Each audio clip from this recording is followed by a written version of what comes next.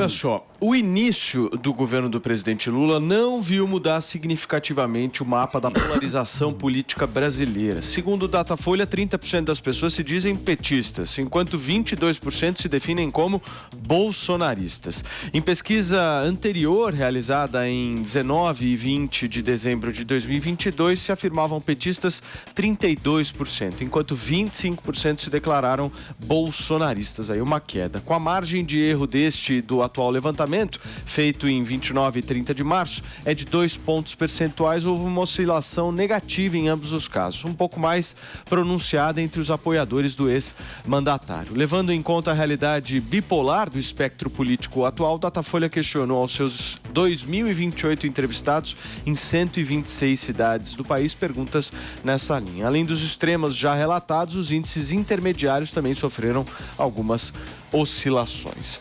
Se nós temos 30%, é isso, né? De petistas e 22% de bolsonaristas, a gente está falando de mais da metade da população brasileira se dedicando politicamente a dois espectros apenas. Vocês acham que isso é real? Primeiro, eu acho que quando a gente pensa desde a redemocratização, a política brasileira sempre teve uma lógica polarizada entre o petismo e o antipetismo, né? O PT esteve presente em todos os segundos turnos, só não esteve no segundo turno quando o Fernando Henrique ganhou 2 vezes no primeiro turno. Então, a novidade aí é uma identidade, digamos assim, mais positiva para além de negativa no sentido da simples negação, né? Ou seja, antes uma parcela do eleitorado dizia não sou petista, agora diz sou bolsonarista. Então, eu acho que a grande novidade é essa. Mais um ponto também é que praticamente metade da população não se identifica nem com um lado nem com o outro do espectro. O que mostra... Mais da metade não, menos. Cerca de metade, né? 33, 20... 48%. Um pouco, 48%. Mas 48% é maior do que os dois polos. Ou seja, há espaço para uma terceira força que consiga aglutinar essas pessoas. O difícil é que entre essas pessoas aí vai ter identidades ideológicas completamente diferentes. Vão ter pessoas que vão ter uma posição mais liberal, outras pessoas vão ter uma posição mais trabalhista, lá Ciro Gomes, por exemplo, e é muito difícil de unir essas pessoas, mas o ponto é que, eventualmente, a rejeição a um dos polos pode ser capaz de atrair essas pessoas para um outro tipo de... Fê, deixa eu fazer um raciocínio sobre essa tarja que nós temos aqui, que a nossa Mariana Vaz colocou, porque isso eu acho que traduz claramente a situação que a gente vai tentar analisar agora. 30% estão se dizendo petistas. O que quer dizer isso? Petista, não lulista, hein? São coisas diferentes. O petista é aquele cara que vota no PT com os olhos fechados. O que o PT decidir é isso, se for o Haddad o candidato, se for o Padilha o candidato, se for o Boulos, não interessa, o cara é petista, ele tem uma dedicação ao partido, ou seja, for pro PT, né? o Lula construiu um partido forte. O petista ele é extremista? Eu acho que a gente pode, entrar nisso, mas olha só o raciocínio.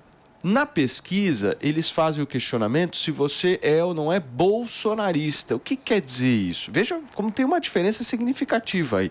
Você tem um partido que é forte, que é mérito do PT de ter construído isso, e um Bolsonaro que é uma persona específica, Jair Bolsonaro e tal, que está correndo o risco de ficar inelegível.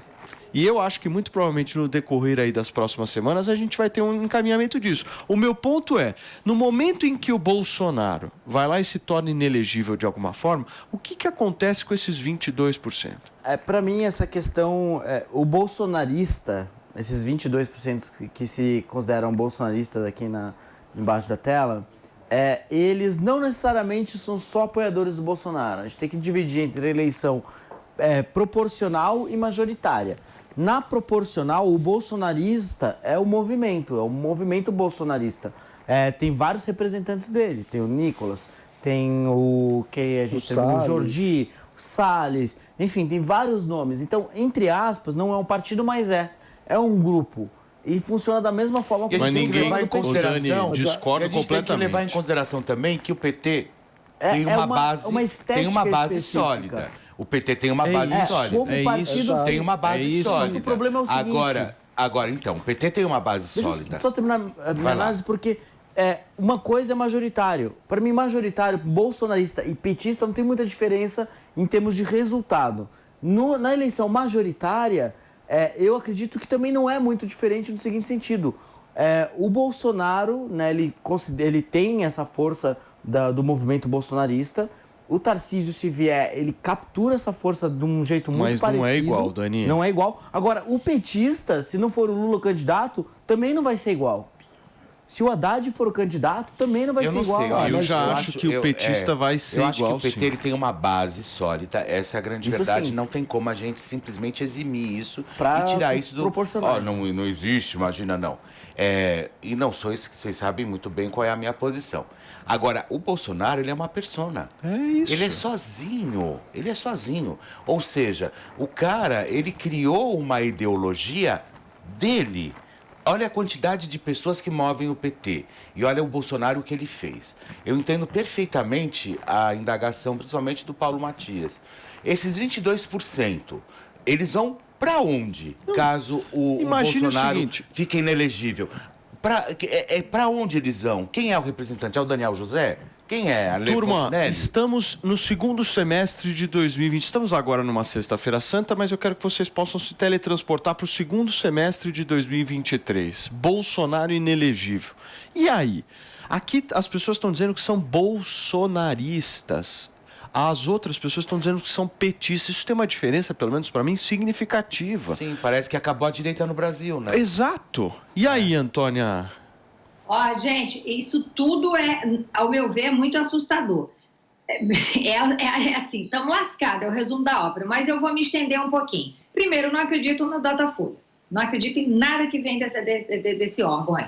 2, do jeito que Bolsonaro tem dedo podre, aí é que mora o perigo. Porque se ele apontar uma pessoa, seja lá quem for, se continuar desse jeito, as pessoas vão atender o que o Bolsonaro pede. E o Bolsonaro tem dedo podre para escolher ou para indicar as pessoas, entendeu? Sorte nossa que o Tarcísio, né, veio dessa turma aí de indicação do Bolsonaro, mas o Tarcísio, ele fez um trabalho belíssimo como ministro, então, por si só, ele já ia ser bem-sucedido, né? De resto, gente, é muito assustador. O Bolsonaro é péssimo para escolher, é péssimo para se cercar, entendeu? Ele tem uma predileção por... É muito assustador. Claro que eu não estou generalizando, mas nesse caso, para um chefe de Estado ou para uma coisa do tipo, caso ele fique inelegível, quem ele indicar, a gente tem que orar muito, porque... Vou te falar, viu? Agora, eu acho que, assim, a grande diferença... O PT, ele é uma força política que está aqui, que todo mundo achou que tinha morrido, não morreu. E vai ser muito difícil de morrer porque eles fazem um trabalho de base muito forte. Sindicato. Então, você pensa no pior momento do PT, eles não deixaram de ter 30% dos votos. Exato, assim, só que é num trabalho de base. Enquanto que a direita do Brasil não tem isso, e eu entendo. Agora, a direita no Brasil tem mais nomes fortes para a disputa de uma eleição majoritária, presidencial, do que a esquerda. Porque o Lula, ele nunca quis formar nenhuma liderança que ameaçasse a liderança dele. Então, ele ceifou todos. Vamos lá. Você vai citar aqui alguns nomes que você já falou no programa. Por exemplo, Tarcísio, Romeu Zema, Eduardo Leite, sei lá, e outros, Sérgio Moro, outros nomes. Raquel Lira. Se você pegar para um cara e falar o seguinte, você é bolsonarista, e o cara responde assim, eu sou bolsonarista, significa que ele tem a pauta de costumes lá em cima, ele é um cara bem conservador, as falas do Bolsonaro em relação ao armamento, família, pátria, religiosidade, isso tudo pega com o cara. E se você me falar todos esses nomes que eu falei aqui, nenhum deles mexe com o coração desse bolsonarista. Tô falando a real. Tarcísio não mexe. Tarcísio é um bom gestor e tal, aquela coisa toda, mas Tarcísio é um técnico. Ele empolga o cara que é ponderado, né? Romeu Zema, com aquele discurso dele super bonzinho, não quer briga com ninguém e tal. O Sérgio Moro, então, nem se fala. Teve aqui com a gente algumas vezes, a gente sente no discurso do cara. O cara não dialoga com esse público que quer, por muitas vezes, um conservadorismo mais exacerbado. Mas eu acho que o Tarcísio vai por esse caminho. E eu acho que não. Mas eu não sei se esse conservadorismo, esse exacerbado como você trouxe, ele veio midiaticamente, ele se instalou de uma forma completamente coletiva, enfim. Não, ele é sólido. Ele tem e eu não sei até que ponto isso... Mas eu acho que é um pouco mais complexo. Até que ponto isso vai perpetuar. Né? Porque eu acho que pode chegar, por exemplo, o Tarcísio, eu vejo uma esperança no Tarcísio. Eu acho que ele é um cara aí que pode ser uma oposição mais inteligente e estruturar verdadeiramente uma direita com uma base como o PT, por exemplo. Eu acho que ele pode ser esse cara. Fih, mas o próprio Tarcísio já disse publicamente que não vai participar da guerra cultural e que não vai comprar as brigas que o Bolsonaro comprou. Isso, de alguma forma, ao meu ver, não sei vocês, mas isso desmobiliza um pouco. Porque o Bolsonaro, ele conseguiu, de alguma forma, manter a galera como? O Bolsonaro criava brigas diárias. Sim. Diárias. Aquilo ali era diário. O cercadinho ali é o que mantinha, inclusive, o conteúdo dele da rede social. Mas esse é um ponto que me faz ter dúvidas sobre se isso é sustentável com o Bolsonaro fora do poder. Porque ele não tem mais o mesmo poder de agenda que ele tinha quando estava na presidência. Agora ele não consegue se manter em evidência num conflito eterno toda semana. Então, será que ao longo do tempo isso vai ser capaz, com essa ausência dele dos conflitos midiáticos tão evidentes, ele vai ser capaz de manter as pessoas em torno dele? Eu tenho dúvidas. Também porque quando a gente olha essa base mais conservadora ou reacionária, enfim, mais de direita nos costumes, e a gente analisa o comportamento dela ao longo do tempo, muito dessa base está relacionada, como o Dani falou, às igrejas evangélicas. E ao longo do tempo, as igrejas evangélicas muitas vezes têm muitos conflitos entre si, porque, como a gente sabe, não é uma unidade, não é a igreja evangélica, são várias igrejas que têm vários conflitos internos entre si, que o Bolsonaro, por um momento, conseguiu unir esse polo embaixo dele. Eu não sei se é tão simples assim continuar aglutinando essas pessoas. Deixa eu só organizar aqui, a Antônia pediu antes, em seguida o Dani. Quem disse que esse conservadorismo exacerbado é saudável? Isso não é saudável, esse clima de guerra não é saudável, sabe? Então, assim, a gente está vivendo um momento onde o governo é péssimo, seu elenco é terrível, é assustador, o quebra-cabeça está todo mal encaixado, sabe? É assim, ninguém fala lé com cré, o país não está caminhando, a coisa está ficando bem feia. Mas, nesse sentido de a todo dia parar no cercadinho para falar uma coisa que gera comentários negativos, é um clima de guerra o tempo inteiro, porque foi o que a gente viveu esses 4 anos, um clima de guerra. E é meio contraditório, porque quem conhece o Bolsonaro é um cara legal, de chorão, coração gigante. Então, é contraditório com essas coisas, assim. Eu já encontrei muito bolsonarista radical na rua. Outro dia eu estava no supermercado, chegou um cara para mim e falou assim, e aí, querida, pulou do barco, né? Abandonou o nosso capitão. Isso é muito Rio, né? Isso é muito Rio de Janeiro. Capitão, querida. Eu falei, não, meu amor, eu não pulei de barco nenhum, não, e eu não abandonei capitão, não. Você está muito enganado, entendeu? Então, isso não é legal. Essa narrativa aí, ela é muito inflamada, sabe? É guerra. Então, eu não gosto disso. Eu, particularmente, não gosto disso. E hoje, se você me perguntar, eu vou continuar apostando no Tarcísio e acho super inteligente da parte dele não querer participar dessas picuinhas. Agora, eu acho que, assim, a direita no Brasil, ela não tem um partido que acolha, né? Mas... Que endosse. Que de fato acolha e organize todo esse movimento. Né? A direita não tem partido. Né? A direita não tem. O PL está tentando, de alguma maneira, crescer dessa forma e virar esse partido. Mas o PL é o Valdemar. É o Valdemar. Assim, eu não acredito que eles vão ser bem-sucedidos. A vantagem de não ter um partido só é porque é um ambiente mais frutífero para o surgimento de mais lideranças políticas. Esse é o problema do PT, porque, como o Haddad disse em diversas falas, o o Lula é um papa sem cardeais.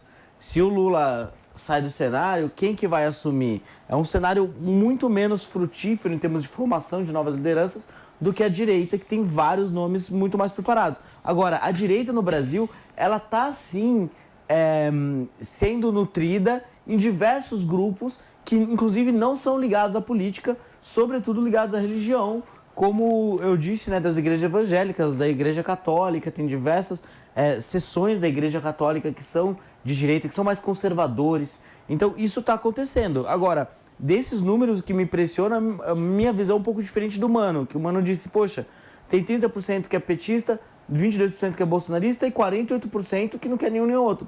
Para mim, se 50% da população está intimamente ligado a um dos polos, a sociedade vai continuar polarizada.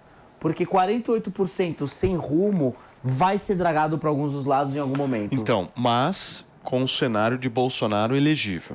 Eu acho que o melhor cenário é o Bolsonaro sair... Então, mas eu tô me referindo assim, esses dados aqui se baseiam hoje num Bolsonaro ativo politicamente e com direitos políticos. Eu acho que isso, a tendência disso é mudar ao longo do tempo. E o meu ponto é, a gente está falando aí de uma esquerda com o petismo, de uma direita com o bolsonarismo, tem um polo do centro que pode se formar. Hoje está sem liderança, mas existe demanda na sociedade por um terceiro polo. E se a gente pensa em vários países, sei lá, na Alemanha, por exemplo, é comum ter mais de 2 partidos, de fato. Se a gente pensar essas opiniões políticas como se fossem expressões partidárias, apesar do bolsonarismo não ser oficialmente, há espaço no Brasil para ter mais de 2 grandes pensamentos políticos. Então, há espaço para a formação de um campo do centro. Mano, a verdade é o seguinte, no Brasil você tem 2 grandes espectros. Um que é unido e o outro que é desunido. Ponto. Quando você vê o movimento do Guilherme Boulos se filiar ao PT, muito provavelmente, dos petistas querendo trazer o Boulos para perto, é isso. Aqui, por muitas vezes, no outro espectro, mais à direita, a galera quer se matar. Eles enxergam política, é um xingando Eles enxergam outro. política. A esquerda vai lá, ela se une. Lógico, ela briga. Não estou dizendo que ela... briga. Claro que ela briga, mas no final das contas é aquela briguinha, meu querido Mano Ferreira, que é a 4 paredes. Fechadinho ali numa salinha. Quem? Sua direita? O pau come, não, a esquerda. O pau come dentro da salinha e aí depois eles saem da salinha parecendo que nada aconteceu, entendeu? E por quê? Porque eles têm instituições. Porque tem os partidos para conversar. Mas o problema é que eles não conversam com moderado, eles estão cada vez mais radicais. A base do PT está completamente desconectada da realidade, tanto é que eu vejo o enfraquecimento mas também do a PT ao longo direita do não faz tempo. nada? Ué. Cadê a representatividade? Isso aqui é a voz do povo, hein? Escuta. Mas é verdade. Cadê a representatividade? É o que a gente perguntou pro Carlos Jodir. Tipo, o que a oposição está entregando? O que eles estão conseguindo fazer? Agora, o fato é que a direita tem nomes muito melhores, muito mais preparados. Como, por exemplo, a gente entrevistou o Eduardo Leite. E eu acho que o último ponto só é Foi boa essa entrevista. Foi muito boa. Muito boa. Para além meteu na cabeça. Para além do partido...